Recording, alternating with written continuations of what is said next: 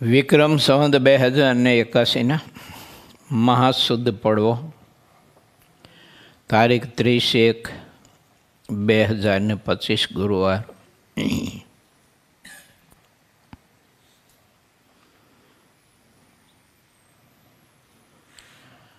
ભગવાન સ્વામિનારાયણે સાધુ અસાધુના ભેદની વાત આપણે સૌ કોઈને સમજાવી. જે અસાધુ છે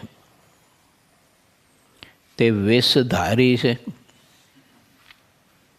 અને જે સાચા સંત છે તે મૂર્તિધારી છે. માટે આટલો ભેદ છે. એક મૂર્તિધારી છે તો એક વેશધારી છે. પસંદગી કોની કરવી તે મારા ને તમારા હાથમાં છે. શંકા ન કરો કોની સાથે આત્મીયતા કરવી અને કોની સાથે અતિશય સ્નેહ અને અતિશય પ્રેમ કરવો.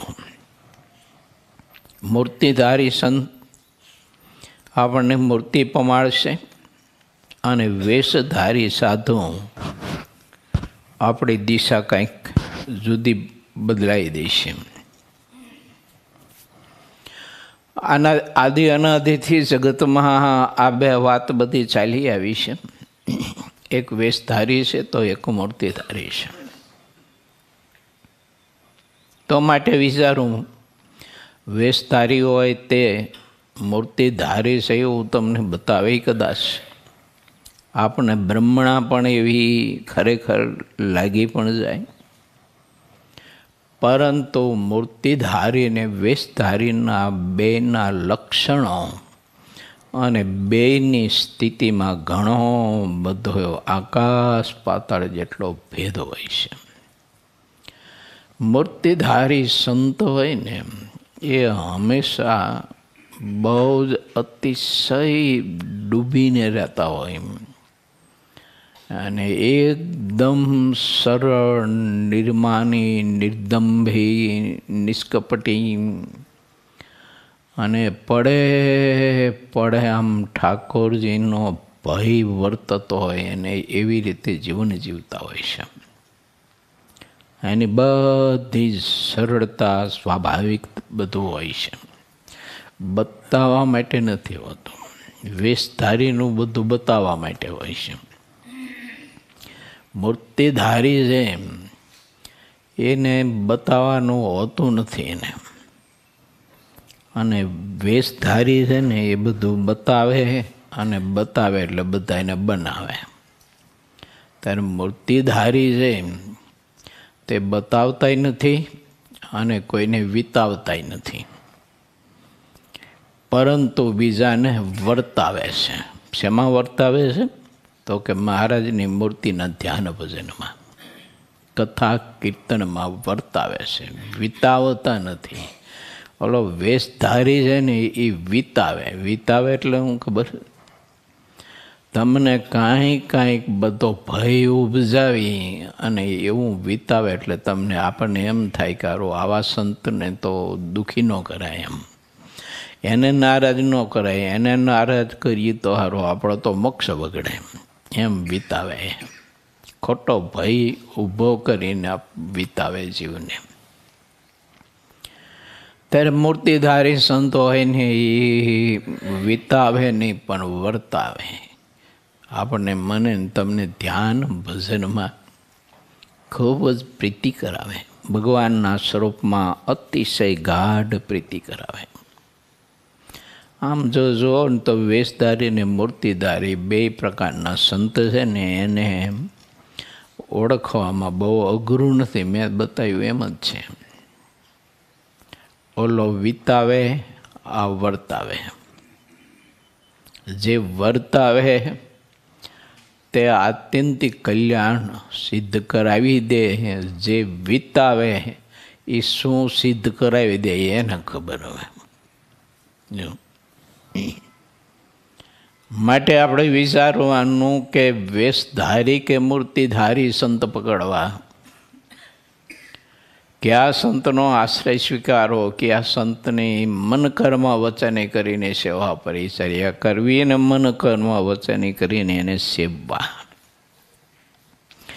ત્યાગીગ્રસ્ત બધા માટે છે. અમે ત્યાગી થઈ ગયા હોય, જગત છોડ્યું, બધું છોડ્યું, સગા સંબંધિયા, પણ જો સાધુ વેશધારી પકડાઈ ગયા તો આરો બધો ત્યાગ છે ને એ વ્યર્થ જાય બધો. અને પછી રસ્તો આખો બધો ફંટાઈ જાય. વેશ રહે, આશ્રમ રહે, પરંતુ લક્ષ્ય બધું બદલાઈ જાય. કેમ? એને મૂર્તિધારી પકડવાના હતા, એને બદલે વેશધારી પકડ્યા. અને વેશધારીમાં તમને બધો ભપકો દેખાય. સામર્થ્ય, ઐશ્વર્ય, બીજું ત્રીજું, મનાવું, પૂજા, પ્રતિષ્ઠા, બધો ભપકો દેખાય. મૂર્તિધારીમાં તમને કંઈ ન દેખાય.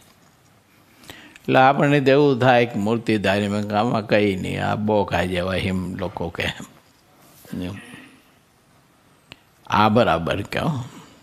એવો ઠાઠ માઠ બધો હોય ને, આમ ટકામાં તેલ બેલ ચોપડે એટલે ટકો મારે જગાર, એટલે એમ થાય કે વાહ, તેજ તો જોવો કે કેટલું તેજ ભણે. હા હા હા. પણ તેજ તલનું છે ભલામણ, તપનું તેજ નથી. એટલે તપનું તેજ ને તલનું તેજ બે ઘણું ફેર હોય એવું. અને હવે આપણે છે ને ત્યારે સારું એ તલના તેજમાં આપણે અંજાઈ જઈએ, અને તપના તેજમાં મને ને તમને કંઈ ગમ પડે નહીં. એટલે થોડુંક ટકા જોઈને બી વિચારવાનું એમ. મારી વાત છે કે બહુ જગારા મારતો હોય તો પછી વિચારવાનું કે આ તલનું તેજ છે કે તપનું તેજ છે, શેનું છે. હવે બેમાંથી પસંદગી કઈ કરવાની પછી એમ, તલના તેલની કે પછી તપના તેજની.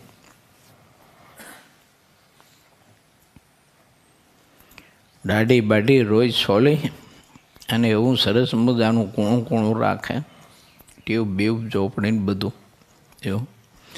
એટલે આપણને તેમ જ થાય કે વાહ વાહ, આમ તો જો કેટલો પ્રકાશ દેખાય છે શરીરમાં. આ કળિયુગના સાધુ છો બધા જો.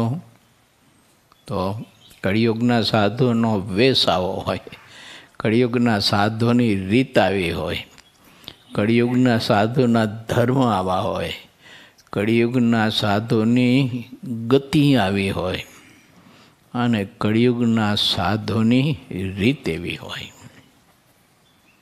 અને ભગવાનના સંત જે હોય એની રીત જુદી હોય એવું. માટે ભગવાનના ભક્તોએ સાચી ખોટી વાતને સમજવા માટે પ્રયત્ન કરવો, સાચા ખોટાને સમજવા માટે પ્રયત્ન કરવો, પાખંડી દંભીને ઠગને સમજી રાખવા જોઈએ. બાકી તો જો જીવ બહુધા છે ને એ કંઈ ખબર નહીં. હવે જે કંઈ પકડાઈ ગયું હોય તે એને પકડીને હાલતો હોય ને એમાં જીવ પોતે મોક્ષ માનતો હોય. સાચો ત્યાગ એ છે કે દુનિયા, ઘર બાર, સંપત્તિ, પરિવાર બધું છોડ્યા પછી જો મૂર્તિધારી સંતમાં પ્રીતિ થાય તો એનો ત્યાગ છે ને એટલો બધો સફળ બને. અને ત્યાગથી એને પરબ્રહ્મ પરમાત્મા સતી દેહ પ્રાપ્ત થઈ જાય.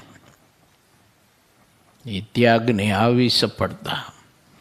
એટલે ત્યાગ કરવો બહુ મહત્વની વાત નથી, પરંતુ ત્યાગ કર્યા પછી મૂર્તિધારી સંત પકડવા એ મહત્વની વાત છે.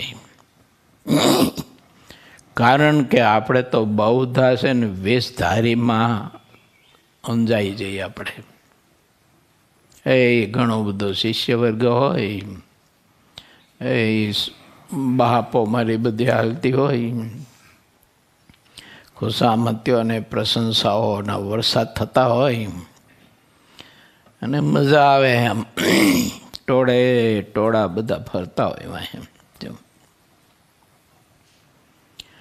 આવું બધું જગતમાં હોય એમ. કળિયુગમાં જોઈએ એવું નહીં, સતયુગમાં હતું આવું, ત્રેતામાં હતું, દ્વાપરમાં હતું, આદિ સતયુગમાં હતું, પછીના સતયુગ, ત્રેતાયુગ, દ્વાપર યુગોમાં હતું. મહાભારતમાં બધું લખાયું છે તો વિદુરજી હતા, બિચારા ગંગાના કિનારે ઝૂંપડું બાંધીને રહેતા હતા. આપણા ભારત દેશનો સંત મહાપવિત્ર, અને જેની નીતિને અક્ષરધામના અધિપતિ સર્વ અવતારી ભગવાન પુરુષોત્તમ નારાયણે પ્રમાણ કરી અને આપણને આશ્રિત માત્રને આજ્ઞા કરી કે આ વિદુર નીતિનો પાઠ પ્રતિ વર્ષે કરજો. જેની નીતિનું પ્રમાણ પુરુષોત્તમ નારાયણ કરતા હોય એ સાધુતા કેવી હશે. પણ એ સાધુના પ્રકાશમાં કોઈને અજવાળું દેખાણું નહીં. અને મેં કહ્યું તેમ ટકામાં તેલ ચોપડીને જગારમ મારે એવા ટકા રાખતા હતા ને, એ બધામાં પ્રતીતિ બધાને આવી તે દુર્યોધનનું બહુ જ મંડળને પક્ષ હોય તો આવું મહાભારતમાં છે ખરું. દ્વાપર યુગની કથા છે અને ત્રેતા યુગની કથા પણ છે એવી ઘણી, સતયુગની પણ છે. માટે આપણે સૌ કોઈ વિચારવું, ભગવાન સ્વામિનારાયણની કૃપા છે આપણા ઉપર, અને પ્રભુની કૃપા હોય અને આટલું બધું શ્રેષ્ઠ મેળવું હોય, અને પછી જો આપણે મૂર્તિધારી કે વેશધારી સમજી ના શકતા હોઈએ અને વેશધારીમાં આપણે મહાસુખ મનાતું, કારણ કે એમાં સુખ મને એટલા માટે કે એમાં બધું ખાવા પીવાનું આ તે માન સન્માન બહુ મળે, અને મૂર્તિધારીમાં એ કંઈ મળે નહીં મારા બાપ. જો હા, એ તો મીઠા વગરનો રોટલો સાયસ કે અથવા એવું હાદું હાદું મળે, રહેવાનું બધું એવું હાદું હાદું હોય. અને ઓલું તો તમે જુઓ ને તો આમ બેહો ને તો અડધા ગરી જાવ એટલું તો ગાટલું પોચું જાડું હોય, અને હુવો ત્યારે તમારું અડધું માસ ઓછી કામ કરી જાય, એવું તો ઓછીકું પોચો પોચો હોય. અને જમવા બેસો એટલે તમારે જુઓ તો આખી ડીશ બધી ખાંચી ખાંચીને ભરી હોય. જો આ એટલી બધી જુદી જુદી બધી વાનગીઓના આન તેને આવું બધું મળે એમ, ફળ ફૂલ ને મેવા મીઠાઈ ને આ બધું માન ને સન્માન ને વેશધારીમાં બધું જ તમને મળે. મૂર્તિધારીમાં એ કંઈ ન મળે. એટલે એમાં કોને યદ થાય, બોલો લો, કોને પ્રીતિ થાય?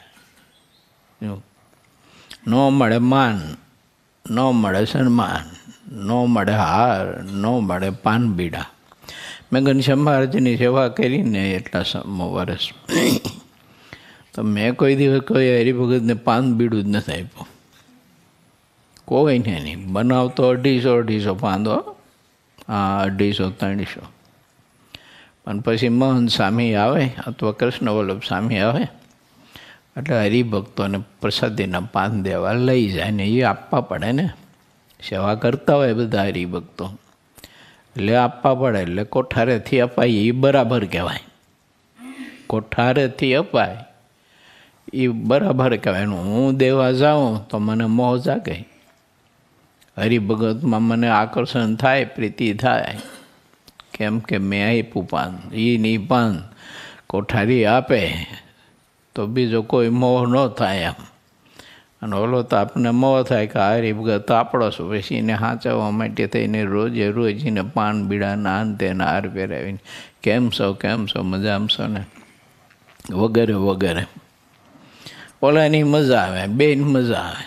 આલ્યો માલ્યાને વખાણે ને, માલ્યો આલ્યાને વખાણે, હાલે ગાડું બધું એવું. માટે ભગવાન સ્વામિનારાયણની જ્યારે આપણા ઉપર કૃપા છે તો પછી જે હેતુ માટે ને જે માટે ઠાકોરજીએ કૃપા કરી છે તો એ સમજવા માટે પ્રયત્ન કરવો જોઈએ ને. એવું પછી ભગવાને કૃપા કરી છે તો આલોકના વિષયો ભોગવવા માટે ને આલોકને મોટપ ભોગવવા માટે, સત્તા ભોગવવા માટે અને આ લોકની ખુશામતીઓ ભોગવવા માટે ઠાકોરજીએ કૃપા કરી છે એટલું જ વિચારવું જોઈએ ને. તો ઠાકોરજીએ તો કૃપા એટલા માટે કરી છે કે આત્મા જન્મ મરણથી મુક્ત થઈ, વિકારોથી રહિત થઈ અને ભગવાનની મૂર્તિના સુખનો ભોગતા બને એના માટે પ્રભુએ કૃપા કરી. પ્રભુને એમ થયું મનમાં કે આના ઉપર જરાક કૃપા કરું તો આવડો થોડોક માયાના કાદવમાંથી બારો આવે એમ અને સુખ્યો થાય, એટલે ઠાકોરજી આપણા ઉપર કૃપા કરી. પણ હવે ઠાકોરજી કૃપા કરી, આવો સત્સંગ આપ્યો, આવું બધું સુખ આપ્યું, પણ હવે આપણે બધા પાછા પ્રીતિહારી બધી ઓલા ભબકામાં જ કરી, પાછું વેશધારીમાં જેમ મૂર્તિધારીમાં દેહ થાય નહીં પાછું. કારણ કે અહીંયા માન સન્માન ન મળે, બીજું પદાર્થ ન મળે, બીજું કંઈ મળે નહીં, સારો ઉતારો ન મળે, વીઆઈપી ઉતારો ન મળે, એસી ઉતારો ન મળે, એ આપણે વખાણ ન કરે તો આપણે હારા વખાણ જોતા હોય એમ પાછા વાહ વાહ ભગત બાકી વાહ અમારે આ ભગત તમે જોવો તો કેટલી સેવા કરે, કેટલી સેવા કરે, શરીર તૂટી જાય એટલી સેવા કરે, તો ઓલાની કાં તૂટવા માંડે બોલો.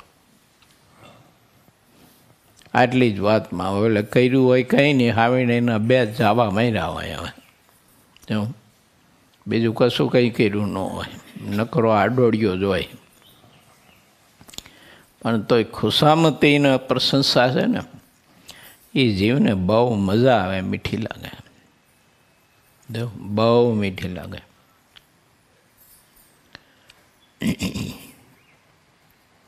માણસને જ્યારે જરૂર કરતાં વધારે મહત્ત્વ મળે છે ને, હું કહું એ સમજજો, માણસને જરૂર કરતાં જ્યારે મહત્ત્વ મળે છે ને ત્યારે બીજાને સમજવા માટેની સમજણ ખોઈ બેસે છે માણસ. આ ભગવાન સ્વામિનારાયણનો વિચાર છે, જો અક્ષરધામના અધિપતિનો છે, બીજા કોઈનો નથી. થોડોક વિચાર કરી સમજવા માટે અક્ષરધામના અધિપતિની વાત સમજવી થોડી ગહન હોય. જો એ કે નાના ગગા જેવી વાતો ન હોય, ચાલો સમજી જાય આપણને, ભૂખ અને પાણી સમજાઈ જાય એવું ન હોય એ વાત.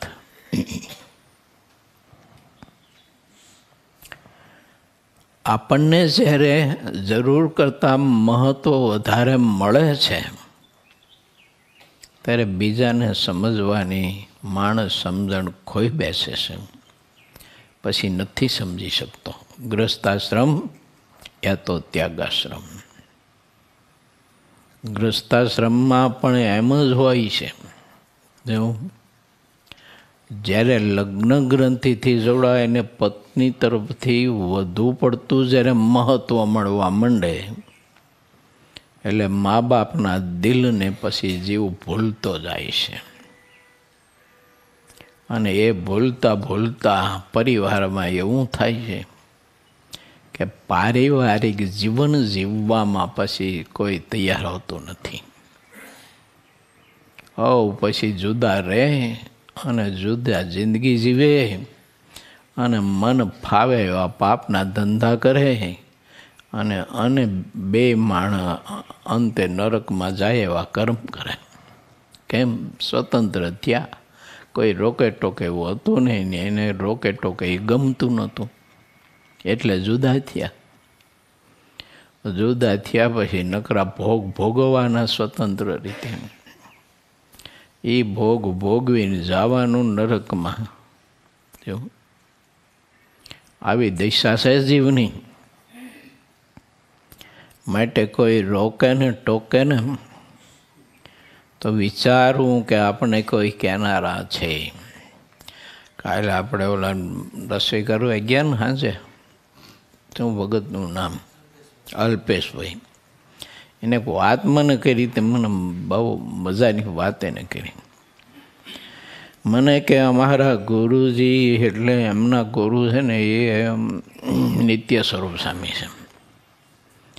તો એ નિત્ય સ્વરૂપ સ્વામી અમારા ગુરુ ને બીજા સંતો એને ખબર પડે કંઈક અમે આડાવરા થયા હોય તો તરત જ ફોન આવે અને ટડકાવી નાખે અમને કે ફોનમાં એટલું વઢે એટલે કે સીધું જ હાલવું જોઈએ અમારે. કેટલી મહત્વની વાત કહેવાય. એને મીઠું લાગે છે વઢે તે, અને આપણને વઢે કડવું લાગે છે. આટલો ભેદ છે. કેમ? એ મૂર્તિધારી હોય એટલે મીઠું લાગે, આપણે વેશધારી હોય એટલે પછી આપણને કડવું લાગે. મીઠું કડવું લાગે, કડવું મીઠું લાગે, ઊંધું થઈ જાય.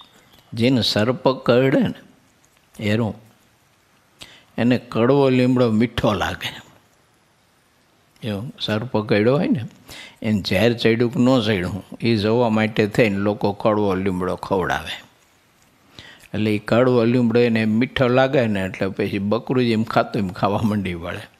એટલે ઓલાને ખબર પડી જાય આ લોકોને, વૈદોને, કે આને ઝેર ચડી ગયું છે.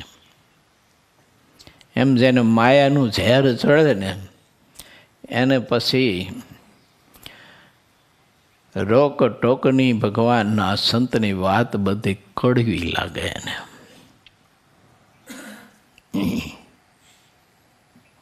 માટે ભગવાન સ્વામિનારાયણની કૃપા છે તો આપણે સૌ કોઈ વિચારીએ કે ઠાકોરજીની જે હેતુ માટે કૃપા છે ને તે આપણે સિદ્ધ કરવા માટે પ્રયત્ન કરવો. માન, મોભા, અપેક્ષા, પ્રશંસા, ખુશામતીઓ એનાથી દૂર રહેવું. તો બસ શું, કોઈ કહેવાવાળા તો જોયેલા આપણને. જો ન આપણે મેં કીધું એમ શું થઈને ફરીએ આપણે, ત્યારે હાડ થઈને ફરીએ આપણે. જો કારણ કે જેમ તેમ તો હોય નહીં, આપણે એમ માથા ભારે તો હોય જ હારી પેટ. હવે વાત ત્યાં એક સમજવા જેવી એ છે કે માથું હોય ને માથા ભારે થઈને ફરતો હોય તો ઠીક છે, પણ માથા વગરના મગજ વગરના માથા ભારે થઈને ફરતા હોય છે. એ એક આશ્ચર્યની વાત છે. એવું અને આમ તો હકીકત જ એવી છે કે મગજ ન હોય એ જ માથા ભારે થઈને ફરતા હોય. જો જેને મગજ હોય ને એ તો એકદમ સરળ જીવન જીવતા હોય, શાંત જીવન. કારણ કે એને મગજ છે, જો બોલા દિમાગ જ નથી. ખબર નહીં હવે બ્રહ્માંડ ઉતાવળ થઈ ગઈ હોય, જો મગજ રહી ગયું હોય ને એમના પછી મોકલી દીધો હોય એમ ઓપરેશન કરીને. ઘણા બધા ઓપરેશન કરે ને તે અમુક કંઈક ખામી રહી જાય એમ. ભગવાન શ્રી હરિ એમ કહે છે કે જરૂર કરતાં વધુ પડતું મહત્ત્વ મળે ત્યારે બીજાને સમજવા માટેની સમજણ માણસ ગુમાવી બેસે છે. પછી કોઈને સમજી નથી શકતો, એના હિતેશોને કે કોઈને નથી સમજી શકતો. શું અને તેના હિતેશોને તો એનું બધું ભવિષ્ય દેખાતું હોય. મોટા પુરુષોના જીવનમાં ઘણા બધા એવા પ્રસંગો બન્યા છે કે અમુક હરિભગતને કે ત્યાગીઓને, સાધુને, પાડાઓને, બ્રહ્મચારીઓને એને રોક્યા હોય. કેમ કે એને બધું દેખાતું હોય આગળનું બધું, પણ ઓલાને કાંઈ સમજાય નહીં એટલે વાત કંઈ માને નહીં. પછી દુઃખી થાય ત્યારે પછી તો એ વખતે બધું લૂંટાઈ ગયું હોય ને. સમજદાર ને બુદ્ધિશાળી માણસ હોય ને તો વિચારે કે મારા મહારાજે મારા ઉપર કૃપા એટલા માટે કરી છે કે હું મૂર્તિધારી સંતનો થઈ જાઉં અને મૂર્તિધારી સંતને મન, કર્મ, વચને કરીને અનુસરું અને અંતે મૂર્તિ સિદ્ધ કરી અને ભગવાન શ્રીહરિની મૂર્તિના ચરણ કમળની સેવાને હું પામી જાઉં. એના માટે મારા ઠાકોરજીએ મારા ઉપર કૃપા કરી છે. આવો વિચારે બુદ્ધિશાળી માણસ. બહુ અદ્ભુત વિચારો મહારાજે આપણને આપ્યા. 22ના પૂરના 23મા તરંગમાં આ બધી કથાઓ ગઈકાલે આપણે સાંભળી. સાધુ અસાધુના ભેદ, એમ મૂર્તિધારી કે વેશધારી સંત, એના ભેદ મહારાજે બહુ સ્પષ્ટ બતાવ્યા. હવે એ ભેદ જેને સમજાયા એ હરિભક્તો પરસ્પર કેવી ચર્ચાઓ કરે છે એ 24મા તરંગમાં સ્વામી મને તમને સમજાવે છે. એમાં આપણે પ્રવેશ કરીએ. પૂર્વ 22મો તરંગ 24મો. જન્માષ્ટમીના ઉત્સવ પર આવેલા હરિભક્તોએ પૂજા કરી. મોક્ષ અને નરક એ બંનેની જે વાતો તે વચનમાં જ રહી છે તે વાત હરિભક્તો ફરીને આ રીતે કરવા લાગ્યા કે આપણા ધન ભાગ છે કેમ છે આપણને આવા અમાયિક સંત મળ્યા છે, મૂર્તિધારી સંત મળ્યા છે, અને તેમણે આપણને માયાના બંધનથી છોડાવી લીધા છે. પહેલાં તો આપણે સંસાર તરવાને માટે માયામાં પડેલા સંતને પણ અત્યંત ભાવ રાખીને માનતા હતા. પછી જ્યારે અમાયિક સંતો મળ્યા ત્યારે માયિક સંતોનું જેવું વર્તન હતું તે બધું દેખાડી દીધું. તેથી આપણને તેનું જ્ઞાન થયું અને સ્પષ્ટ દેખવામાં આવ્યું કે આ માયિક સંતો તો ધૂતારા છે. આવી હરિભક્તો પરસ્પર વાતો કરતા હતા. સંતો મળ્યા પછી, મહારાજ મળ્યા પછી. અને પહેલાં બિચારા બોડા દિલના બધા જે કંઈ માનવીઓ હતા ને એ બધા વેશધારીમાં જોડાયેલા ને એને ગુરુ માને ને એને મહાન સંત માને, એના પગ પૂજે ને એના પગ ધોવે ને દહીંથી ધોવે, દૂધથી ધોવે, પાણીથી ધોવે. પણ ઓલા હાંડાને તમે ગમે તેવા દૂધથી ધો તે હાંડો હાંડો જ રહે. હવે હાંડા જોયા તમે? ન જોયા? હા, વગડામાં હાંડા આવે, ગો જેવા હોય, નાના નાના, ગોથી નાના હોય તેવું. હવે એને ગમે તેટલા દૂધથી ધો તેટલા હાંડો તો હાંડો જ રહે. હવે એ કંઈ થોડુંક બદલાતું હોય છે.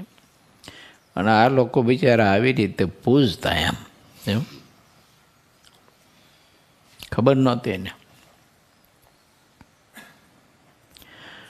અક્ષરધામના અધિપતિ આ ધરતી ઉપર પધાર્યા એટલે પ્રભુએ પ્રકાશ આપ્યો લોકોને, સમાજને, કે તમારામાં શ્રદ્ધા સાચી છે, વિશ્વાસ ભરોસો સાચો છે, તમારા દિલ ને એ બહુ કોમળ છે, એકદમ તમારી દ્રષ્ટિ બહુ જ કોમળ છે, પરંતુ રસ્તો ખોટો પકડાણો છે. તમે મહેનતે બહુ કરો છો, એટલે મહેનતે બહુ કરતા. ગામમાં કોઈ ભેખધારી આવે એટલે બિચારા હળિયાપટ્ટી કરતા ને દોડતા. હાલો કે આપણે ગીર મહાપુરુષ આવ્યા, આપણે ગીર મહાપુરુષ આવ્યા. આ બધું ચિત્ર બ્રહ્માંડ સામે બતાવ્યું સવયમાં. હા, એ બગલાનું દ્રષ્ટાંત આપીને બતાવ્યું છે.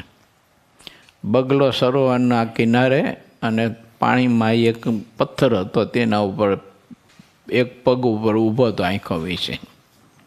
એટલે માછલીઓનું મનમાં એમ થયું કે લો કે આપણા પનઘટ એક મહાજોગી આવ્યા છે, કે હાલો કે બધ્યું એ માછલીઓને કે એકાદ બીજું ને લ્યો કે બધ્યું મહાપુરુષના દર્શન કરવા, કે બહુ અતિ તપસ્વી ધ્યાની પુરુષ છે. કે તે ઓલી બધી માછલીઓ આવતી હતી બધી જોવા. તે જે આવે એને ઓલો છે ને ડબલીમાં ચાંચમાં પકડી અને પેટમાં ઉતારી અને પછી ચાંચ પાણીમાં બોરી પથ્થર આજે ગઈ વેરી પર ધ્યાનમાં બેસી જાય. તો આખું ચિત્ર બતાવીશ બ્રહ્માંડ સામે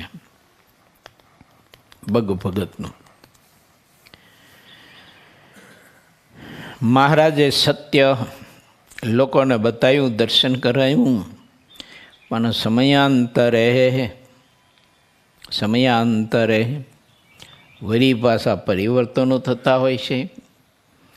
ત્રેતાયુગમાં, દ્વાપર યુગમાં, સતયુગમાં પરમાત્માએ અવતાર ધારણ કરી અને આ બધું ધર્મનું સત્ય, ત્યાગ વૈરાગ્યનું સત્ય, ભક્તિનું સત્ય બધું તત્વો બતાવ્યું, પણ સમયાંતરે વળી પાછું બધું આમ રેલાઈ જાય. એમ કળિયુગમાં બધું રેલાઈ ગયેલું તો મહારાજ પોતે પ્રગટ થયા અને પ્રભુએ પછી સાચું ખોટું બધું જગતને બતાવ્યું. વળી પાછું સમયાંતરે ધીમે ધીમે વળી પાછું બધું એમનામ થતું ગયું તે થતું ગયું. હવે આગળ જતાં ખબર નહીં હવે. પણ મહારાજની કૃપા આપણા બધા ઉપર છે એટલે બચી ગયા છીએ આપણે. હવે મહારાજનું ભજન કરી લેવું હારે પેટ. શું કહું? ભજન કરું, પરમાત્માને છોડી, આળસને છોડી ધ્યાન ભજનમાં એવું રત રહેવું. આપણે દીપક ભગત છે ને, એ હોસ્પિટલની સેવા કરતા એમ મંગલ સ્વામી સાથે આખો દિવસ. એટલે એના નિયમ ચૂકે નહીં મારા ભજન ધ્યાનના. હું રાત્રે અહીંયા હતો ને, અહીંયા આવ્યો ને એના પહેલાં 2 દિવસ પહેલાં 2:30 વાગે જાગ્યો રાઉન્ડ મારવા માટે રાત્રે. તે 2:30 વાગે હું રાઉન્ડ મારવા જાગ્યો ને તે 2:30 વાગે બેઠા ધ્યાન બોલો કરતા તેને બાકી હશે ત્યાં. પછી બધે રાઉન્ડ માર્યો, જોયું બધે આમ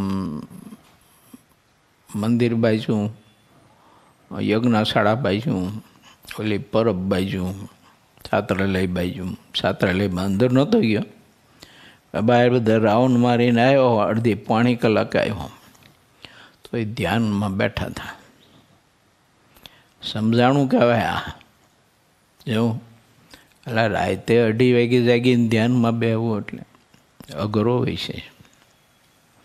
આપણે કોઈક જગાડે ગોદડું ખેંચી લે તો આપણે ગોદડું પકડી રાખીએ.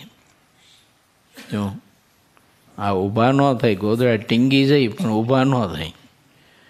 ઓલો જગાડનો રોયો જાય એટલે વરી પણ ટૂંટી વરીને ગોદડું ઉઠીને હોઈ જાય, કોઈતરા ઘંટી વરીને. કેમ?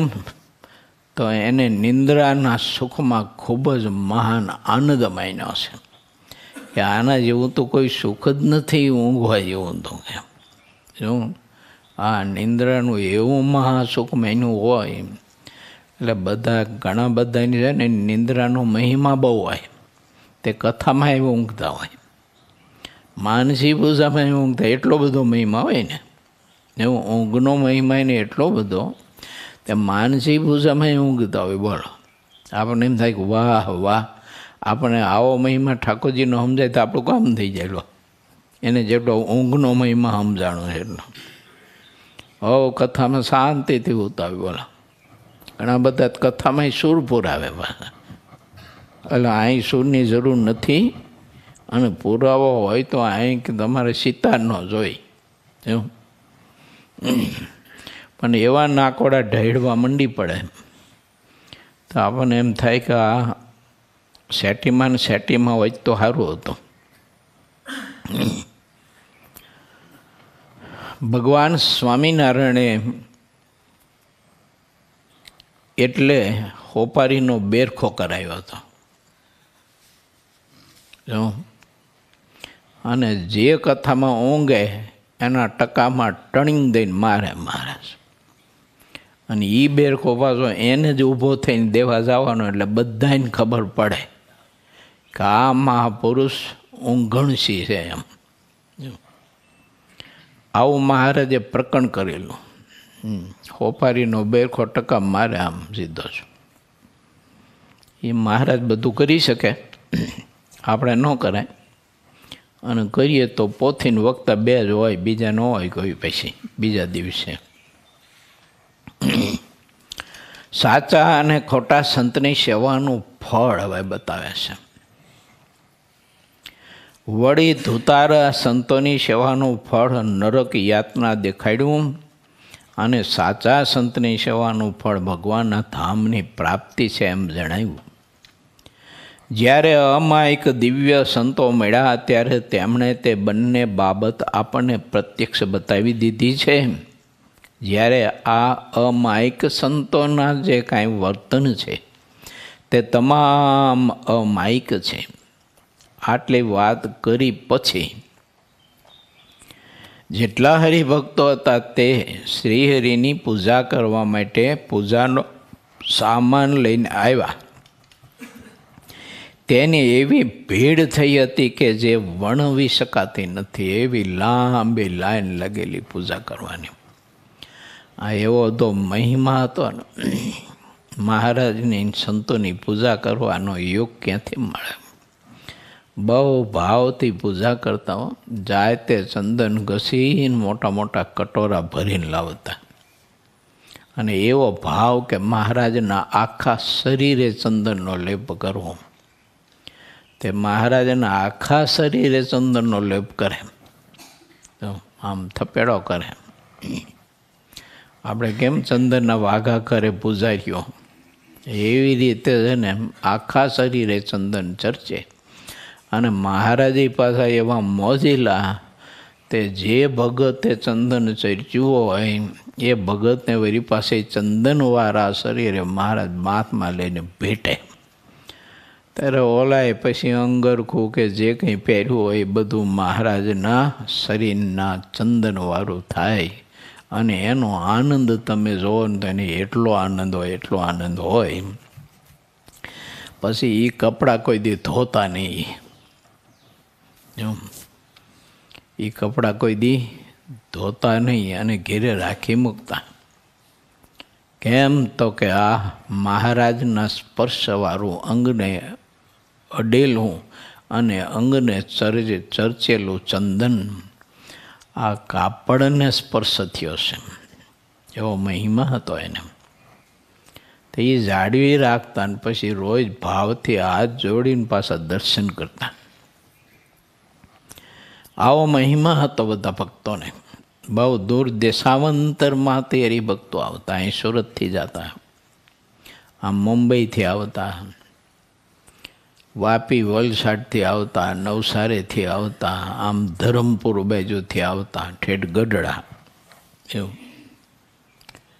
હવે એ કેટલા દિવસે પહોંચે ગઢડા બોલો. અને મહારાજની પૂજા કરવા માટે વિવિધ પ્રકારના બધા સમિધો લઈને જતા. એટલો બધો ભાવ હતો એને.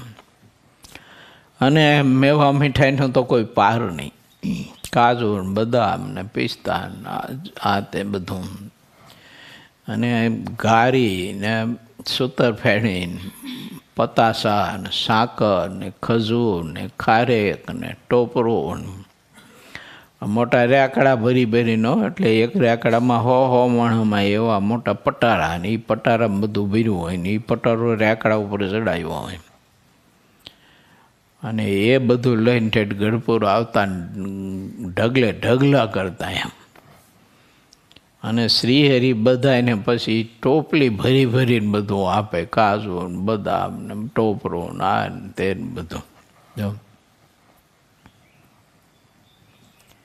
આવી રીતે ભક્તો પૂજા કરતા મહારાજની. અને પૂજા કરવાનો એક ભાવ હતો. અને કોઈ કોઈ મહારાજ માટે શીશમનું અને પિત્તળની પાટી, પિત્તળના કડા વગેરેથી બનાવેલું ગાડું અને એવા સરસ મજાના વઢિયારા બળદ એ જોડીને આવતા. ને ગાડું ને બળદ મહારાજને અર્પણ કરતા. કોઈ ઘોડાગાડી લાવતા મહારાજ માટે, રથ લાવતા એવું. પણ ઘોડા એવા એ માણકી ઘોડી જેવા, આકાશમાં ઉડે એવા, ઓલા ટાયડા ઘોડા જેવા નહીં, વનેચંદના વરઘોડા જેવા. એ વનેચંદના વરઘોડાનો ઘોડો હતો દિવસમાં હાલે, બોલો, આગળ હાલે જ નહીં. આ એક જગ્યાએ બનેલી ઘટના હકીકતો. ખબર નહીં કેવું ઘોડું ક્યાંથી લાવ્યા છે. તો ઓલો વરરાજાને ઘોડે ચડાવ્યો ફૂલે કે ફેરવવા માટે. અને પછી ફૂલેકું થયું, હાલતું એવું. એ હાલતું થયું ને બરોબર ગણનારું આવ્યું અને ગણનારા ઉપર ઘોડું ચડ્યું અને ઓલે જવાનીએ બંદૂકનો અવાજ કર્યો, બંદૂક પોડી તો ઓલું ટાળ્યું, ઘોડું તારું બળક્યું. તે ઓલા વરરાજાને ઓલારીને નાખ્યો હેઠો ગણનારામાં. તો ગણનારમાં શું કાદવ હોય બધો, એ બચારો વરરાજો કાદવમાં પડ્યો. બહાર નીકળ્યો તે ઓલો કાગડો જેમ પાણીમાં બોલેલો બહાર કાઢે ને એવો બિચારો વરરાજો દેખાય. આવું થયું બોલો. પણ મહારાજ માટે તો એવા રોજા ઘોડા, એવી તેજી ઘોડી લાવતા, કિંમતીમાં કિંમતીઓ, અને એવા રથ બનાવીને કરાવીને લાવતા, મહારાજને અર્પણ કરતા. જો ને સુરતના ભગત જાદવ છપ્પર પલંગ બનાવીને અહીંથી સુરતથી બનાવીને ત્યાં લઈ ગયા. કાર્યાણીના પહેલા વચનાવતમાં એનું વર્ણન છે એ છપ્પર પલંગનો. આવો બધો ભાવ હતો, આવો મહિમા હતો. કેમ? એને સમજાણું હતું કે આ ભગવાન પુરુષોત્તમ નારાયણ અત્યાર સુધીમાં કોઈને મળ્યા નથી, પછી મળશે કે નહીં ખબર નથી, અને એ પ્રભુ આજે અમને મળ્યા છે.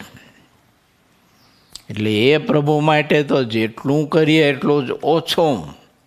અને આ સંતો જે મળ્યા છે એ અક્ષરધામના બધા મુક્ત પુરુષો છે, માટે એના માટે ગમે તેટલું આપણે કરીએ તો એટલું ઓછું.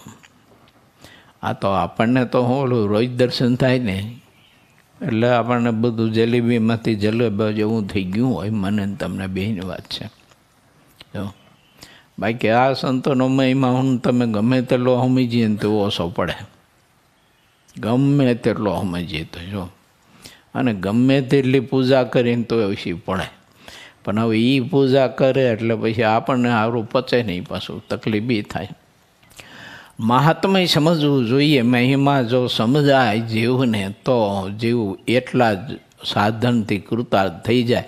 એને એટલે બીજા સાધન ન કરવા પડે. બોલો, આપણે છે ને બીજા સાધનમાં બહુ માનીએ અને આમાં માનીએ નહીં. અને આમાં હારા અભાવના અવગુણ જ આવે નકર આપણને. હરિભક્તોની પૂજા કરવા માટેની બહુ જ મોટી લાંબી લેન થઈ હતી ને અતિ ભીડ જામી હતી. જેને જેવો મનોરથ હતો તેઓ તેવી રીતની પૂજા કરવા લાગ્યા. પછી એક એક ગામના હરિભક્તો ભેળા મળીને પૂજા કરવા આવવા લાગ્યા. શ્રીહરિ જે રીતે કહે તે રીતે આવીને સૌએ શ્રીહરિની પૂજા કરી. તેમાં લલાટમાં કેસર ચંદનની અર્ચા કરી, ફૂલના હાર પહેરાવી, બાજુબંધ અને તોરાઓ પણ ધરાવ્યા.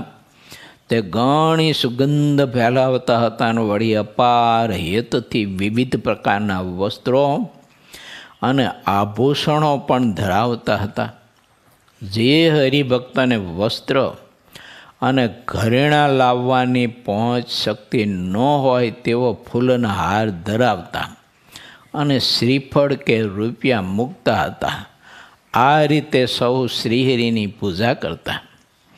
અને જે ધનાઢયગ્રસ્ત ભક્તો હતા તે તો કિંમતીમાં કિંમતી સોનાના અને ચાંદીના આભૂષણો બનાવીને લાવતા. સોનાના હાર, તોડા, કડા, મુગટ, કુંડળ, વેટ, વીંટીઓ અને કોઈ તો મહારાજના માટે સોનાના પતરાથી મઢી અને સાંગામાંથી લાવતા. કોઈ ચંદનના કાષ્ટમાં બનાવી અને મહારાજ માટે ચંદનની ખુરશી લાવતા. અને આવી રીતે મહારાજની પૂજા કરતા. શ્રીહરિની પૂજા કરી રહ્યા પછી કેટલાક ભક્તોએ સંતોને બ્રહ્મચારીની પૂજા કરી, તેમના લલાટમાં ચાંદલો કરી, ફૂલના હાર પહેરાવતા. કોઈક હરિભક્ત સંતોની પૂજા કરી તેમને વસ્ત્ર પણ ઓઢાડતા. જો કે સંતો તે બાબતની કાંઈ ઈચ્છા રાખતા નહોતા. હરિભક્તો કાંઈક સંતની પૂજા કરતા, કોઈક સંતની પૂજા કરતા અને કોઈકની ન કરતા. આ બાબત તો જેવું ખેતરમાં વાવેતર કરે તેવું તેને ફળ મળે એવી વાત છે. મહિમા કેવો હતો એ કહું. પંક્તિ થતી જેના ઘેર મહારાજને સંતોની, ત્યારે બહેનો જ્યાં પંક્તિ કરવાની હોય ને ત્યાં સરસ મજાની રંગોળી પૂરતા. એ રંગોળી પીરી હોય અને ત્યાં સંતોની પછી પંક્તિ કરતા અને ચારેય બાજુ ધૂપ કર્યો હોય, સુગંધદાર અગરબત્તીઓ એ જલાવી અને જુદી જુદી બધે ખોડી હોય અને એ બીચમાં સંતોની પંક્તિ થતી. મહારાજ પછી પોતે પીરસતા. એ દર્શન કેવું અદ્ભુત હોય. અત્યારે એવું કોઈ પૂજા કરે સંતોની ને એવી રીતે ભોજન તો કોથરા ભરીને કંઠ્યું પૈસા આવે હો અત્યારે. જો હા, એ તો એ વખતના ભગત બધા ભક્તો એને પચે. આપણને દારૂ પચે નહીં આવું. સાચા સંતની સમજણને લક્ષણ. જેમ ખેતરને તો કોઈની સાથે રાગ દ્વેષ હોતો નથી, તેમ સંતોને ભગવાન મળ્યા છે તેનાથી જ ઘણા સુખી છે.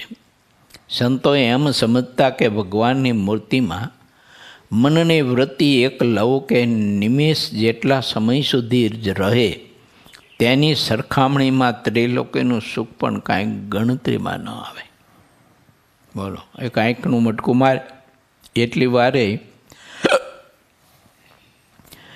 મહારાજની મૂર્તિમાં આપણી વૃત્તિઓ સ્થિર રહે ને, અને આત્મા એટલી જ વાર મહારાજની મૂર્તિમાં આમ ખોવાઈ જાય ને દર્શનમાં, તો ત્રિલોકોનું સુખ એની પાસે તુચ્છ.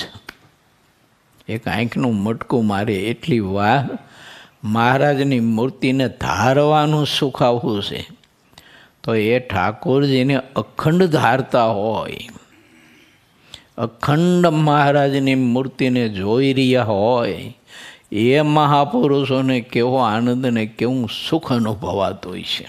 કલ્પના તો કરીએ આપણે, હે. એ મહારાજ આપણને મળ્યા છે, તો એ ઠાકોરજીની મૂર્તિને ધારવી, ધ્યાનનું અંગ બાંધવું. આપણે છે ને ધ્યાન ભજનના અંગ ઘટ્યા અને ટોલા ટપાના અંગ વધ્યા. સમય મેળો નથી ને ભેગા થયા નથી, ટોલા ટપ્પા શરૂ થયા નથી. જો, અને પહેલાં બધા છે એની ધ્યાન ભજન અંગવાળા સાધુ હરિભક્તો બહુ હતા. સત્સંગમાં આવે એ બધું ઘટ્યું. સમજાય તો આપણે દ્રઢ અંગ કરવા, ધ્યાન ભજનના મહારાજની મૂર્તિનું ખૂબ ધ્યાન ભજન કરવું. જગત સંબંધી સુખને લીધે જે જેટલું સુખ દુઃખ માને છે તેટલા તે માયિક સંત છે, પણ તે અમાયિક સંત થયા નથી. અમાયિક સાચા સંત ક્યારે બનાય? તો કે જ્યારે સર્વ માયિક સુખનો ત્યાગ કરે, ભગવાનમાં પ્રીતિ કરે અને એક ભગવાનના સાચા સુખને કરીને જ અંતરમાં સુખ રહે, ત્યારે તેઓ જગત સંબંધી સુખ કે દુઃખમાં ક્યારેય ક્ષોભ પામે નહીં. તેવા સંતોના સુખમાં મૂળ તો પાતાળ સુધી રહેલા હોય છે. જેને જગત સંબંધી સુખ કે દુઃખમાં જેટલો હર્ષ શોકે થાય છે, તેટલા તે ભગવાનના સુખથી જ સુખી થયા નથી. કેવી રીતે થાય? જગતમાં એમ બધા એમ સુખ માનતા હોય તે. જેટલા મોટા હરિભક્ત છે તે સાચા સંતોના સંગને લીધે ભગવાન વતે જ સુખ માને છે અને માયિક સુખને તો દુઃખદાયક દેખે છે. સાચા હરિભક્ત અને સાચા સંતની સમજણ એક જ હોય છે. તેમને ભગવાનના સુખે કરીને જગતમાં સુખ દુઃખમાં સમાન ભાવ રહે છે. જે ભગવાનના સુખથી જેટલા સુખી નથી, તેને તેટલું જગતનું સુખ દુઃખ રહે છે. આ શરીર માયિક છે, તેમાં ચાહે તેટલા રોગ હોય તો પણ સાચા સંતો ભક્તો તે રોગના દુઃખથી દુઃખી થતા નથી. કેમ છે? તેમને તે દેહ નખશિખા પર્યંત રોગરૂપ જ દેખાય છે કે આ પૂતળું રહ્યું ને એ રોગથી જ ભરેલું છે. કેમ તો કે એક એક રૂવાડે બબે રોગ ભર્યા છે. તો ઠાકોરજી બધું સારું રાખે છે. એટલે માટે છે ને શરીરના સુખ દુઃખે કરીને સુખી દુઃખી ન થવો હોય એવા પેલે મરી એમ ન કરવું. જો એ સહન કરીને પરમાત્માની ભક્તિ કરવી. કેમ? કોઈનું શરીર દુઃખ વગરનું હોય જ નહીં. આટલા બધા આપણે બધા બેઠા છીએ તો લો તમે મને ઊંચી આંગળી કરીને કયો કોઈ કે 100% કોઈને સુખ હોય તો શરીરમાં બોલો. કોઈને 100% હોય તો કયો. ઘણા બધા હારી પેટ ખાઈ શકતા હોય પણ જવાની તકલીફ હોય એને. જો 1 કલાક જમતા થતી હોય તો 1 કલાક જાતા થતી હોય પછી એને. એટલે કંઈક તકલીફ તો હોય જ માણસને. એ 100% કોઈને ન હોય સુખ શરીરમાં. એટલે શરીરના દુઃખે કરીને કોઈ દિવસ એને જીવે પીડિત ન થવું. આનંદમાં રહીને ભગવાન ભજવા, ઠાકોરજીનું ધ્યાન ભજન ખૂબ કરવું. ઘણા બધા ખબર નહીં હવે દેહના દાસ એવા થઈને પડતા હોય ને. એક શેઠ હતા તેને ફોડકી થઈ હતી, તે પપલાઈને મોટું મૂંઢિયું કર્યું. બોલો. એટલે આવા બધા ઘણા છે ને મૂલે એમ તબિયત ના હોય. એટલે એને થોડીક શરીરમાં કાંઈક વ્યાધિ આવે ને તો જાણે આખું બ્રહ્માંડ આમ ભાંગી પડ્યું ને એવું લાગે. એમ એક હોસ્પિટલમાં જોવા ગયા તમે બાપાને. તે મને કે શું થાય છે? મારું કીધું કંઈ નહીં થાય. જો રોગ મટી જાય છે તો હાજા થાય છે, નહીં મટે તો ઉપર જાય છે કીધું. જો આમાં બીજું ત્રીજું ન થાય કીધું. ન થાય મેં કીધું થાય ત્રીજું. શું થાય? તો મેં કીધું બહુ વાસના રાખશો તો ભૂત થાય છો એ ત્રીજું કીધું. એટલે આપણને કંઈક રોગ થાય તો 2 જ વસ્તુ છે એમાં. શું થાય? મટી જાય તો હાજા થાય, ન મટે તો મરી જાય. એમાં શું બીજું થાય? અને બહુ વાસના હોય તો ત્રીજું થાય, મરીને ભૂત થઈ. હા, પછી ડોશીના ઢોલિયા હેઠેથી ડોહો બારો નીકળે જીતરા બાબા જો આવો કરી. ઓલી ડોશી હવે બાપલિયા કે પનીર એટલે તારો છે, હવે હું બાપલિયા કરે છે. તો અત્યાર સુધી તું એને પૂછતી જ હતી, હવે હું બીવે છે એનાથી. પણ પછી બધા બીવે એનાથી. બોલો. માટે ભગવાન શ્રીહરિ એમ કહે છો, જો શ્રીહરિ અને સમજણમાં સુખ છે. એક ભગવાનમાં સુખ છે અને સાચી સમજણમાં સુખ છે. જે કોઈ સમજણ રૂપી ધન જેટલું ભેળું કરી રાખે છે તે તેમને કઠણ કાળમાં તેટલું ઉપયોગી થાય છે. સમજણ રૂપી ધનો પાછું જેટલી જાતના સુખ કહેવાય છે તે બધા ભગવાનમાં રહ્યા છે, અને જેટલી જાતના દુઃખ કહેવાય છે તે બધા શ્રીહરિ સિવાય બીજે છમાઈ રહ્યા છે. આ જગતના જીવ ભગવાન સિવાય જેટલું સુખ માને છે તે બધું ભગવાનના જ્ઞાનના અભાવે છે. એને ભગવાનનું પૂરું જ્ઞાન નથી એટલે બીજામાં સુખ માને છે. જેટલા કોઈતરા છે તે બધા સુખ હાડકામાં પણ સ્વાદ માનીને વારંવાર તેને ચાહતા હોય છે. આ બ્રહ્માંડમાં ભગવાન સિવાયના જેટલા સુખ રહ્યા છે તે બધા જ ભગવાનના સુખની આગળ સુકા હાડકા કૈડા જેવું છે. દેવ દૈત્ય મનુષ્ય એ અને તે સિવાય જે કાંઈ જીવ પ્રાણી છે તે બધા તુચ્છ સુખમાં સુખ માનીને ઘણા બધા દુઃખને સહન કરતા રહે છે. સાચા સંતો ભક્તોની સમજણ. જીવને જ્યારે આ સંસારમાં દુઃખ જણાઈ આવે છે ત્યારે તે જીવ ભગવાનની સન્મુખ થાય છે. જેને અંતરથી સાચા સુખમાં સુખ મનાય ત્યારે તેની સમજણ પૂરી કહેવાય. આવું સમજીને જે હરિભક્ત થયા છે તે જગત સંબંધી સુખ દુઃખના પૂરમાં તણાતા નથી, અને એક હરિભક્તના સુખમાં તેને એક શ્રી હરિના સુખમાં તેને સુખ મનાય છે.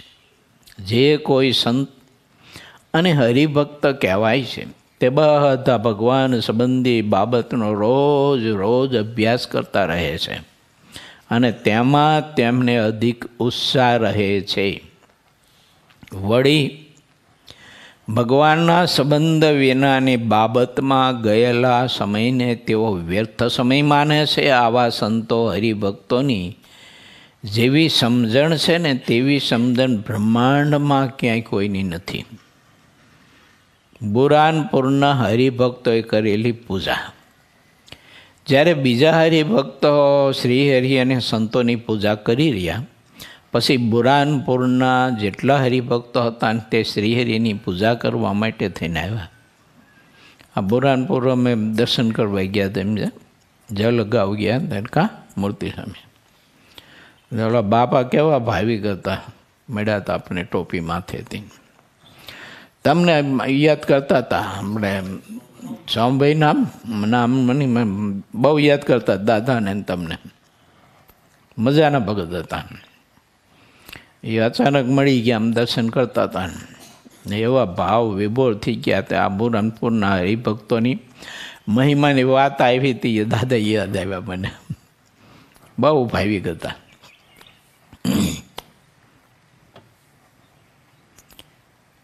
તે હરિભક્તો ઘણા ભારે રેંટો લાવ્યા હતા. તેના છેડે અને કોર ઉપર સોનું લગાવેલું હતું. તે રેંટામાં કેટલાક રેંટા કસુંબી લાલ હતા અને કેટલાક ગુલાબી રંગના કરેલા હતા. અમુક આસમાની રંગના રેંટા હતા અને અમુક લીલા રંગના હતા. કોઈક રેંટા પીળા રંગના ને કોઈક તો ગુઢા રંગના રેંટા હતા. જે ઘણો ભારે કસુંબલ રેંટો હરિભક્તો લાવ્યા હતા ને તે શ્રીહરિને મસ્તકે બંધાયો અને તે અત્યંત શોભતો હતો. જાણે કે શ્રીહરિના મસ્તક ઉપર સોનાની ભાગ ધરાવી હોય ને તેમ લાગતું હતું. તે ભાગની વચ્ચે રહેલા સુંદર છોગા જાણે મુગટ હોય ને એવા લાગતા હતા. આવી રીતે શ્રીહરિની પૂજા કરતા બુરાનપુર વાસીઓ ભક્તો બધા જુદા જુદા પ્રદેશોને એને ભાવ એવો હતો ને, એટલે કિંમતીમાં કિંમતી બધા વસ્ત્રો આભૂષણો આ તે બધું લાવતા અને ખૂબ ભાવથી પૂજા કરતા. એટલે ભાવ ઉપર જાતો આધાર છે. પછી ઘણી વખત ભાવ હોય પણ પછી વિવેક ન હોય પાછો. તો આમાં તો ભાવે ખરો ને પાછો વિવેકે સરો. નહીંતર ભાવ બહુ હોય પણ પછી વિવેક પાછો ઠામકોય ન હોય. અમે એક જગ્યાએ ગયો, હું પુરુષોત્તમ સ્વામી ગયા હતા. નામ ન દેવાય, તમારા પ્રદેશનું ગામ છે એટલે ન દેવાય, અહીંયા આવવાનું ખરું ને અમારી પાછું. તો અમે ગયા હતા તે હરિભગત આવ્યા. મને કે સ્વામી આમ હું પુરુષોત્તમ સ્વામી બેઠા હતા. તો કે શેરડી લાવું કે? મેં તો અમારી એકેય રુચિ નથી શેરડી ખાવાની. ના કે લાવું કહેવાય, હું જમાને કહેવાય જમાડવાને. અમારે કંઈ બહુ એવી રુચિ છે નહીં શેરડી બેડીની. અને કીધું અત્યારે ક્યાં સમય સારો છે, કાળ કીધું દુષ્કાળ જેવું છે અને ખોટા ખર્ચા કરવા. ના કેમ તો બળદ માટે લાવ્યા છીએ કે શું? હા, તો દુષ્કાળ જેવું છે ને તો બળદ માટે લાવ્યા છીએ કે તો એક ભારો અહીં નાખી જઈ કે એમ. કીધું ના ન લાવતા, કીધું જોઈજો અમારે કંઈ રુચિ નથી ખાવાની, પણ તોય ભારો નાખી જાય. ગમે તે મહિના હોય ખબર નહીં હવે. એટલે ઘણી વખત શું છે, ભાવ હોય એમ પણ પછી વિવેકનો અભાવ હોય. એક હરિભગત રસોઈ દેવા આવ્યા હતા. અમે ધાંગધ્ર આવ્યા તો હું પુરુષોત્તમ સ્વામી એમ છે. તે રસોઈ દેવા આવ્યા હરિભગત કે કાંઈ રસોઈ કરવા અમારી ગયા. બધું સીધું લઈને આવેલા. કીધું હવે રસોઈ તો આવતીકાલની તો નક્કી થયેલી છે, હરિભગતની સીધું આવેલું છે, એટલે તમે કીધું આગ્રહ ન કરો એટલો બધો અને તમારે વ્યવહાર ક્યાં એટલો બધો હતો કીધું. ના કે સંતોને જમાડવા જોઈને કે. પણ મેં તો આટલો બધો શું આગ્રહ કરો? તો કે આમ તો શું છે કે બળદ ગઈકાલે અમારો હતો ને ગઈઠો બળદ એ મરી ગયો, એટલે સંકલ્પ થયો કે સંતોને જમાડી હતી જીવનો સારો થાય. તે બહુ આગ્રહ કરતા હતા. અમે તો ના પાડી કે રવા દો, તમે ખોટા ખર્ચા કરો, આ બધું સીધું પાછું લઈ જાઓ. કાલની રસોઈ તમારે નક્કી થઈ ગયેલી છે. મેં કીધું નકામું શું કીધું આ ખોટું ખર ના કે ખોટું ખરે શું કે અમારે ગ્રસ્તને એવું હોય કે ઘરમાં કોઈ ગઈઢા બાબા હોય કે ગમે તે ઘરમાં મૃત્યુ થયું હોય માણસનું તો કે જ્ઞાતિને જમાડતા કે બોલો એ નાય જમાડતા નથી કે નાય જમાડવાનું ખરે થાય કે ન થાય કે હવે ખબર નહીં અમને કેમ હું એમ જાય છે જો તે નાય જમાડવા આવ્યો બોલો બળદ મરી ગયો તો હરિભક્તોને ખૂબ વિવેક હતો. એવા બધા વિવેકી ને વિનયી હરિભક્તો હતા. કહ્યા કરા મહારાજ જેમ કહે તે રીતે પૂજા કરતા. જો પોતાની રીતે નહીં કરતા કોઈ પૂજા, મહારાજ જે રીતે કહે અને મહારાજની મરજી હોય ને એમ પૂજા કરતા. આટલા બધા કિંમતી પદાર્થો લઈને પૂજા કરવા આવતા તો એ પૂજા કરવામાં હરિભક્તો પોતાની રીતે પૂજા કરવા મંડી પડે. આ સીધા ચપટા ભરી ભરીને ચાંદલા કર્યા. અમે ગામડામાં હું જાતો ને એટલે હરિભગત ચાંદલો કરીને આમ ચપટો ભરે કંકુનો. આમ ચપટો ની પાસે આંગરાય કેવા બધા ઓલા ખોદારીથી હાંઠી ખોદી ખોદીને કેવા થઈ ગયા હોય, સકરિયા જેવા થઈ ગયા હોય આંગર. એવું હા ચપડો ભાઈ આમ ચાંદલો કઈ આમ ધક્કો મારે પાછો અને પગે લાગે તે પગે આમ ડહડીને પછી આમ ચરણ લેતા ને તો આમ તે ઉપરની ચામડી સોલી નાખે. પગ એવા હાથ બરડ થઈ ગયા હોય ને. પૂજા કરવામાં પણ મહારાજ આ હરિભક્તોના માધ્યમે વિવેક શીખવે છે કે અમારો આશ્રિત પૂજા કરવામાં ખૂબ વિવેક બુદ્ધિ રાખે. આપણે પ્રાત પૂજા કરીએ ને તો એમાંય ખૂબ જ વિવેક રાખવો જોઈએ. કેમ તો ઠાકોરજી એ મૂર્તિ નથી, એ પ્રગટ છે. તો એ પૂજા જ્યારે આપણે પ્રાત કરીએ પ્રાત પૂજા તો ખૂબ વિવેક રાખવો જોઈએ, ચોખ્ખાઈ રાખવી જોઈએ, ક્રિયા શુદ્ધિ હોવી જોઈએ. જો આ ઘણા બધા પૂજા કરતાં કરતાં છે ને ઓલી ગૌમુખી હાથ નાખીને માળા કરતા હોય ને પછી શરદી બરદી થઈ જઈ હતી ગૌમુખીથી આમ કરે છે. જો હા તો એ આઈસ્ક્રીમ નથી ને લુવે બોલો. એટલે એવું ન કરાય. આ ગૌમુખી કહેવાય, માળા કહેવાય, બધી પવિત્ર હોવી રાખવી જોઈએ. જો અને ગા પૂજા કરતાં કરતાં છોકરાનું છોકરું પાછું ઢીચણી હાલતું હાલતું આવ્યું હોય ને શિયાળો હોય ને પછી ઓલી મુક્તિ લબડતી હોય નાકમાંથી તો એ બાબા પાછો એ જ બેઠા બેઠા પૂજા કરતાં કરતાં છે ને પછી એ પાસે શેડાલો હોય રૂમાલ પાસે શેડાને હિંકેલીને પાછ પડખે મૂકે ઢીચણ ઉપર.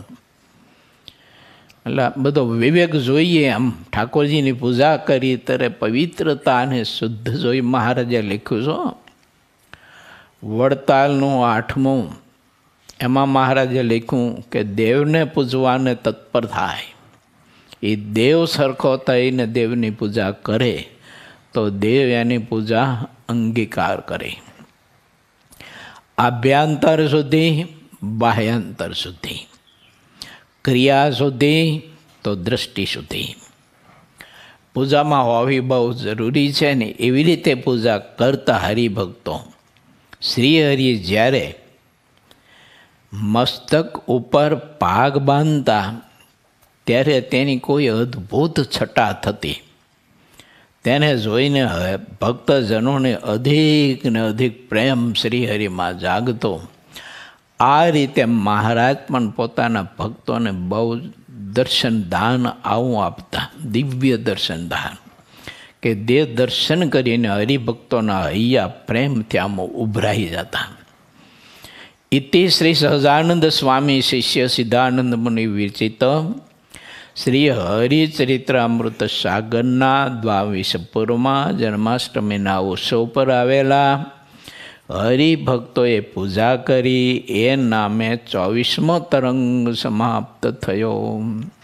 શ્રીપતિમ શ્રીધરમ સર્વદેવેશ્વરમ ભક્તિધર્માત્મજમ વાસુદેવમ હરે માધવમ કેશવમ સ્વામિનારાયણમ નીલકંઠમ ભજે સહજાનંદ સ્વામી મહારાજની જે વાલા ભક્તો, એક તમારી પાસે વાત મારે મૂકવી છે. આમ જો જોઈએ તો વાત થોડીક દુઃખની પણ છે, અને આમ જોઈએ તો વાત આનંદની પણ છે. તો તે વાત છે આપણા સ્વામિનારાયણ સંસ્કારધામ ગુરુકુલ પરિવારના ભક્તરાજ એવા પરમ ભગવદ્ય શ્રી પ્રાગજીભાઈ મારવી સાહેબ, કે જેમની સેવા આપણા ગુરુકુલમાં ખૂબ જ ઓફિસ વિભાગમાં રહી છે, અને ગુરુકુલના ટ્રસ્ટીપદે પણ સેવા ખૂબ જ આપી રહ્યા છે. તો તે મારવી સાહેબના પિતાશ્રી અક્ષર નિવાસી પરમ ભગવતી શ્રી રાઘવજીભાઈ ડાયાભાઈ મારવી, ગામ જીરાગઢ, 100 વર્ષની ઉંમરે ગઈકાલે તારીખ 29/1/2025 બુધવારના રોજ સવારે 11:45 વાગ્યે ધામમાં ગયા છે. મહારાજ પ્રત્યેની નિષ્ઠા છે ને બહુ ગજબની હતી. ભજન ખૂબ રાઘવજી દાદા કરતા હતા, અને આટલી 100 વર્ષની ઉંમર એમને ભોગવી અને ભગવાન શ્રીહરિના ધામમાં પધાર્યા. તો ઠાકોરજીના ચરણમાં આપણે સૌ કોઈ એવી પ્રાર્થના કરીએ. અને આજે ગુરુવાર છે, એટલે સાંજે આપણી બ્રહ્માનંદ પરિવારની સભા છે, એટલે સાંજે આપણે આ નિમિત્તે પ્રાગજી બાપાના નિમિત્તે ધૂન કરીશું. અને પ્રત્યેક હરિભક્તો 11 સ્વામિનારાયણ મહામંત્રની આજે માળા કરજો, અને એનું ફળ આ પ્રાગજી બાપાને આપણે અર્પણ કરવા. હા, રાઘવજી બાપા, એ રાઘવજી બાપાને આપણે અર્પણ કરીએ. મહારાજ વધુ રાજી થાય. જો કે ભગવાનના ભક્તના માટે આવું કંઈ કરવાની જરૂર હોય નહીં, પરંતુ એ નિમિત્તે આપણને અધિકને અધિક ભજન થાય, મહારાજમાં પ્રીતિ થાય, ભગવાનના ભક્તને રાજી કરવા માટેનો આ અવસર કહેવાય. અને મારવી સાહેબ વગેરે વગેરે જે એમનો પરિવાર છે, તો એ બધાને બળ અને હિંમત વધુને વધુ ઠાકોરજી આપે. એના માટે આપણે ઠાકોરજીને પ્રાર્થના કરીને શ્રી સ્વામિનારાયણ સંસ્કાર ધામ ગુરુકુલ ધાંગધ્રા એવમ શ્રી સ્વામિનારાયણ સંસ્કાર ધામ જોથાણ સુરત સમગ્ર સંતો, સમગ્ર ટ્રસ્ટીમંડળ અને સમગ્ર હરિભક્તો વતી આપણે સહુ કોઈ રાઘવજી બાપાને આપણા શ્રદ્ધાના પુષ્પ અર્પણ કરી અને ભગવાનને પ્રાર્થના કરીએ. એમની શ્રદ્ધાંજલિની સભા એટલે કે બેસણું, આ લોકોની રીતે કહેતા હોય ને લોકો, તે 30/1/2025 ગુરુવાર સાંજે 4 થી 6 એટલે આજના દિવસે છે.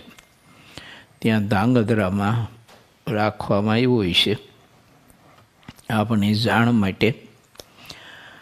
ભગવાનના ભક્તને આમ તો છે ને ભગવાનના ધામમાં જાઓ ને એ તો એના માટે બહુ જ આનંદની વાત કહેવાય.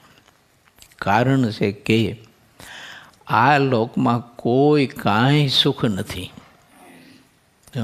ગમે તેટલી સંપત્તિ ઠાકોરજી આપણને આપે ને, ગમે તેટલી એટલી સંપત્તિ આપે ને કે રૂપિયાની પથારી કરીને આપણે હોઈએ એટલી બધી, તોય સુખ નથી આ લોકમાં.